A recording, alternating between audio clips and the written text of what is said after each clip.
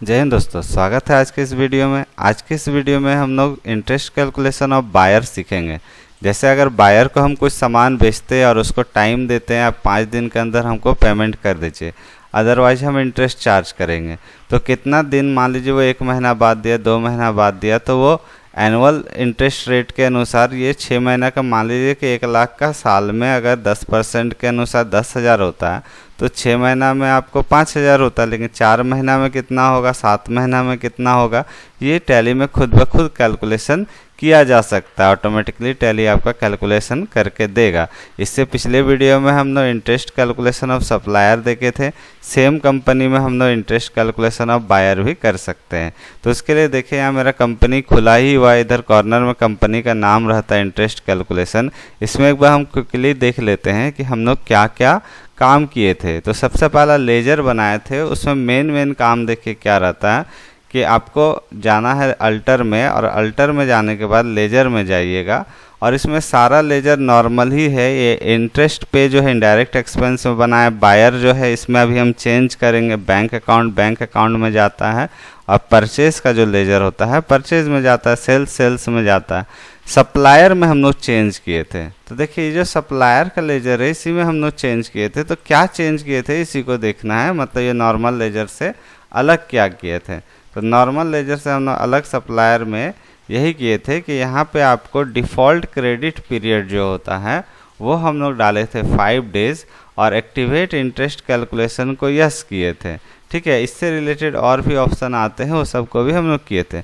इतना करने के बाद हम इसमें वाउचर का एंट्री किए थे। वाउचर एंट्री देखने के लिए आपको गेटवे ऑफ टैली में जाना होता है और डे बुक में जाना होता है। डे बुक में जैसे जाइएगा तो यहाँ देखिए आपको जो भी हमारा डेट एक देना होता है, क्योंकि हमारा पेमेंट और एसआई कैलकुलेशन का दिखा रहा है, लेकिन हम परचेज भी किए थे। तो यहाँ देखिए 1 अक्टूबर का डेट दिखा रहा है, जैसा आप लोग यहाँ देख सकते हैं डेट 1 अक्टूबर है, लेकिन हमारा 1 अप्रैल से काम हुआ है। तो इस चीज़ को देखने के लिए पूरा साल का अगर एंट्री देखना है तो आपको अल्ट के साथ F2 दबाना होता है। ठीक है, अल्ट F2 दबाइएगा तो ये चेंज पीरियड का ऑप्शन आएगा। जैसा कि आप लोग यहाँ देख सकते हैं कि चेंज पीरियड में फ्रॉम आता है, तो ये 1/10 से 1/10 ही दिखा रहा है, लेकिन हमको ऊपर में फ्रॉम में क्या करना है, 1/4/25 कर देना है कि 1/4/25 से 1/10 मतलब 1 अक्टूबर 2025 तक का एंट्री देखना है। तो ये जब हम लोग कर देते हैं तो अब देखिए यहाँ परचेज का भी 1 तारीख को हमारा एंट्री दिखाने लगा, शो करने लगा। तो इस तरह से आप पीरियड चेंज करके जितना भी वाउचर एंट्री हुआ उसको देख सकते हैं। देखिए सब सप्लायर से रिलेटेड है, और ये परचेज का, पेमेंट का और एसआई कैलकुलेशन है। इसमें भी हम लोग क्या एंट्री किए हैं पर उसको देखने के लिए आपको इंटर करेंगे। तो देखिए परचेज में हम कुछ स्टॉक आइटम क्रिएट किए थे, और यहाँ से जाके आपको क्वांटिटी रेट डाले और ये अमाउंट आ गया। ये 1 तारीख का एंट्री हुआ था। फिर हम इसका एसआई कैलकुलेशन का एंट्री किए हैं। देखिए सेकंड जो एंट्री मेरा ये एसआई कैलकुलेशन का है, ये अल्फ़ाबेटिकली आता है। उसका सप्लायर को हम दिए, यहाँ पे देखिए इसका इंटरेस्ट कैलकुलेट हो गया। तो ये इंटरेस्ट कैलकुलेट कैसे होता है, इसके लिए क्या वाउचर क्रिएट करना होता है, ये आप जाके पिछले वीडियो में देख सकते हैं। अब आज के वीडियो में हम लोग जो करेंगे प्रोसेस, वो भी आप अगर समझ जाते हैं तो सप्लायर का समझ लीजिएगा। ठीक है, कैसे हम लोग करेंगे, तो आज हम लोग बायर में कुछ चेंज करेंगे। तो बायर का हम ऑलरेडी लेजर बना चुके हैं, अगर नहीं बनाए रहते तो क्रिएट करते, लेकिन हम बना चुके हैं तो हम अल्टर में जाएंगे। अल्टर में जाने के बाद हम लोग लेजर में जाएंगे। लेजर में हमारा बायर बना हुआ है। बायर में जाने के बाद देखिए सेंड्री डेप्टर होता है, इसमें भी डिफ़ॉल्ट क्रेडिट पीरियड में 5 डेज दे दिए, और एक्टिवेट इंटरेस्ट कैलकुलेशन इसको यस करना है। यस करने के बाद यहाँ calculate interest transaction bye transaction, इसको भी यस करना है। ठीक है, ओवरराइड पैरामीटर फॉर इस ट्रांजैक्शन, इसको भी यस करना है।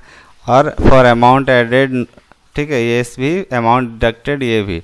अब यहाँ रेट ऑफ इंटरेस्ट डालना है, मतलब कितना % इंटरेस्ट लीजिएगा, 10% ले लेते हैं। कितना दिन में लीजिएगा, तो 365 में 10% लेना है कि 30 डेज़ में लेना है, तो 365 डेज़ में लेना है। अब यहाँ क्रेडिट बैलेंस या डेबिट बैलेंस, तो डेबिट बैलेंस ओनली होगा। ठीक है, क्योंकि जितना उसका बकाया राशि है उसी में ना हम इंटरेस्ट लेंगे, जिसका पेमेंट कर दिया उसका तो लेना नहीं है। अब इसको एक्सेप्ट कर लेना है। अब दूसरा चीज़ होता है इसमें हम लोग को कि एक वाउचर भी बनाना होगा और एक और लेजर बनाना होगा इंटरेस्ट पे। ठीक है, तो इंटरेस्ट पे तो हम बना चुके हैं सप्लायर के लिए, हम लोग इंटरेस्ट रिसीव बनाना होगा। तो इंटरेस्ट रिसीव मतलब हमको इंटरेस्ट मिल रहा है, तो ये इनडायरेक्ट इनकम है, इनडायरेक्ट इनकम है मेरे लिए, तो हमको इसको इनडायरेक्ट इनकम के अंदर डालना होगा और बाकी इसमें कोई भी चेंजेस नहीं करना है। फिर सबसे मेन काम है वाउचर क्रिएट करना, तो उसके लिए आपको गेटवे ऑफ टैली में जाना होगा, उसके बाद आपको क्रिएट में जाना होगा। क्रिएट में जब आप जाइएगा तो यहाँ पे आपको वाउचर टाइप का ऑप्शन मिलेगा, यहाँ आप देख सकते हैं कि यहाँ वाउचर टाइप का ऑप्शन दिख रहा है। ठीक है, वाउचर टाइप वाले ऑप्शन में आपको जाना है और यहाँ से आपको वाउचर का नाम देना है, जैसे SI रिसीव्ड, ये कुछ भी नाम आप अपना मन से दे सकते हैं, ज़रूरी नहीं कि जो हम दिए हैं नाम वही, लेकिन हाँ वो चीज़ से समझ में आए कि ये हो क्या रहा है। तो सिंपल इंटरेस्ट रिसीव का वाउचर है। ठीक है, अब यहाँ सेलेक्ट टाइप ऑफ वाउचर है, तो इसमें डेबिट नोट होगा।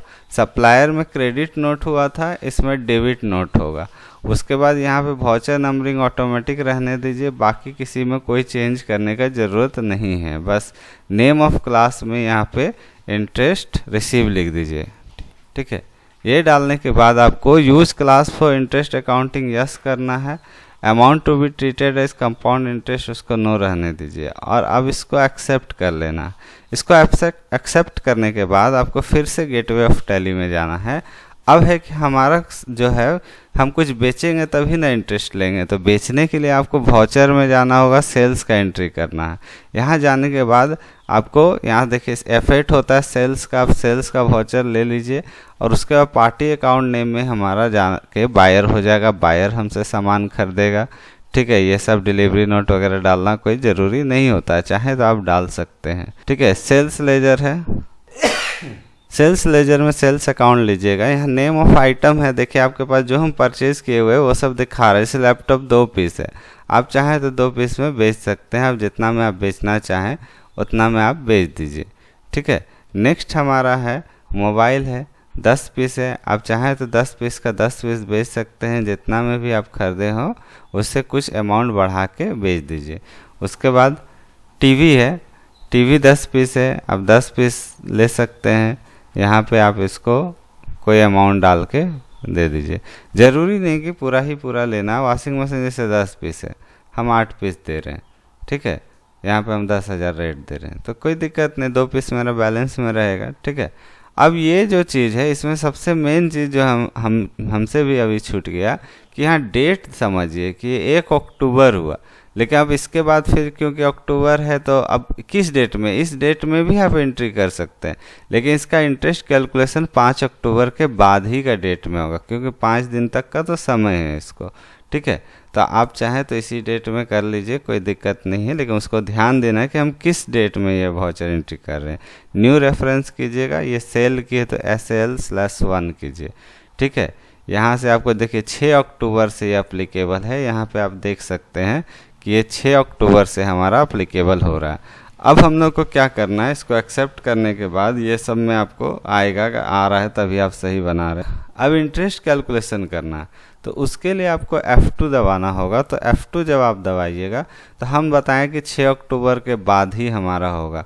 तो ये फाइनेंशियल ईयर पूरा आपको मार्च तक चलता है, तो मतलब फरवरी मार्च, तो फरवरी तक का हम डेट दे सकते हैं, जैसे कि 1/2/26 फिर हो जाएगा 2026। ठीक है, तो अक्टूबर से लेके अक्टूबर, नवंबर, दिसंबर, जनवरी, मतलब 3 से 4 महीना का ये इंटरेस्ट हो जाएगा। ठीक है, अब यहाँ जाने के बाद हमारा इसमें डेबिट नोट का जो शॉर्टकट की होता है वो हमको दबाना होगा। ठीक है, तो डेबिट नोट का शॉर्टकट की क्या होता है वो आपको याद रखना होता है कि डेबिट नोट का जो शॉर्टकट की होता है वो हमारा Alt F5 होता है। देखिए Alt F5 से डेबिट नोट का आता है, लेकिन हमको डेबिट नोट नहीं लेना, हमको SI रिसीव लेना है। SI रिसीव का जब हम लोग वाउचर ले लेंगे, Alt F6 से क्रेडिट नोट होता है, Alt F5 से डेबिट नोट होता है। तो Alt F5 दबाएं, डेबिट नोट लेंगे और यहाँ SI रिसीव लेंगे और क्लास में भी इंटरेस्ट रिसीव लिखना है, इंटरेस्ट रिसीव। देखिए यहाँ सेलेक्ट हो ही गया है, आप चाहे तो टाइप भी कर सकते हैं, टाइप कर दीजिए, सेलेक्ट करके इंटर मार दिए। आपको दिखाने के लिए हम टाइप कर दिए कि नेम में आपको चाहिए ठीक है, इंटरेस्ट रिसीव और क्लास में इंटरेस्ट रिसीव, जो SI रिसीव ऊपर नेम में है और क्लास में इंटरेस्ट रिसीव है। जो भी आप पहले क्रिएट किए थे वाउचर में सेम ही नेम यहाँ पे लेना होता है। फिर यहाँ आने के बाद बाई में अब हम लोग बायर से लेना, तो देखिए बायर से ये ऑटोमेटिकली ये आ गया तो आपका सही है। देखिए यहाँ पे 1 अक्टूबर से ये 124 डेज होता है, ठीक है। 3,70,000 का सामान हम बेचे थे जिसका इंटरेस्ट 124 दिन का होता है 12,569 रुपया और 86 पैसा, ठीक है। इसको हम लोग करने के बाद एक्सेप्ट करेंगे। देखिए यहाँ से अब ये अमाउंट आ गया। अब ये न्यू रेफरेंस में, ठीक है, INT/2 भी कर सकते हैं, इंटरेस्ट का सेकंड है या जैसा भी आप रेफरेंस नंबर देना चाहें, ठीक है। तो ये हमारा आ गया। अब 2 में इंटरेस्ट रिसीव जो है इनडायरेक्ट इनकम, इसमें जाना है, ठीक है। ये एडजस्ट हो गया। अब इसको एक्सेप्ट करने के बाद अब इसका पेमेंट लेना है, तो पेमेंट लेने के लिए हमारा रिसीव का एंट्री होता है। मतलब पेमेंट देने के लिए पेमेंट का होता है, लेकिन पैसा लेने के लिए, रिसीव करने के लिए रिसीव का एंट्री होता है, F6 होता है। अब ये पैसा लेना किससे है, तो हम लोग को लेना है बायर से। बायर से कितना पैसा लेना है, तो उसका देखिए करंट बैलेंस यहाँ पे नीचे में आपको दिखा देगा कि करंट बैलेंस जो है 3,82,569 रुपीज़ और 86 पैसा है। तो अब इसको आप यहाँ अमाउंट डालिएगा तो